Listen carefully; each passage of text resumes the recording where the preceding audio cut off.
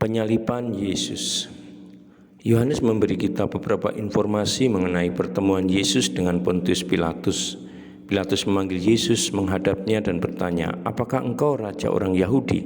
Yesus menjawab, "Engkau sendiri mengatakannya. Aku dilahirkan untuk itu, yaitu untuk menjadi saksi kebenaran." Pilatus bertanya, "Apakah kebenaran itu?" Pilatus memerintahkan prajuritnya untuk menyesah Yesus. Kemudian ia membawanya keluar kepada orang banyak dan berkata, "Aku tidak menemukan kesalahan apapun padanya. Lihatlah dia." Namun beberapa pemimpin agama mendesak orang-orang itu meminta Yesus dihukum mati. "Kami mempunyai hukum," teriak mereka, "dan menurut hukum itu ia harus mati karena ia menyebut dirinya anak Allah." Mendengar hal itu Pilatus ketakutan. Ia berkata kepada Yesus, "Dari manakah asalmu?" Namun Yesus tidak memberi jawaban kepadanya.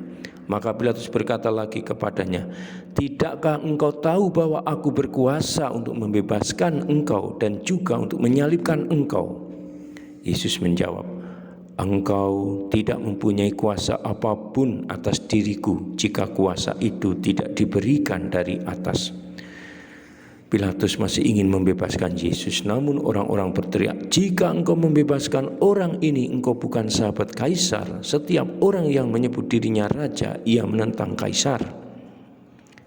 Karier Pilatus sangat bergantung pada Kaisar, maka ia memerintahkan para prajuritnya untuk menyalibkan Yesus.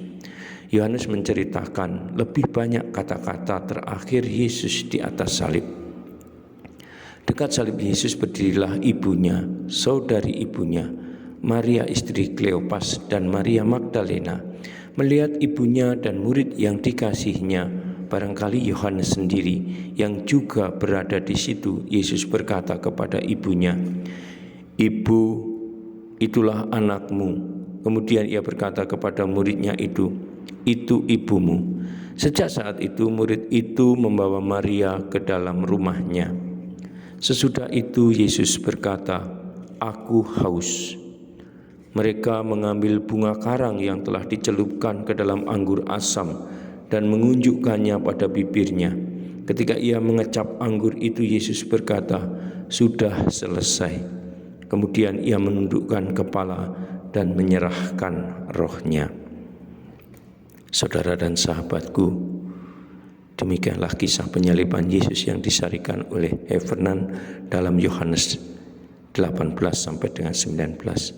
Semoga kita pun belajar dari Yesus yang setia menjalankan perutusan hingga selesai dengan mencintai Allah, dengan mencintai sesama. Semoga perjalanan hidup Yesus dalam penyalibannya ini juga senantiasa membuat cinta kita kepadanya semakin berkobar. Salam Tuhan mencintai kita semua dengan hati yang berkobar.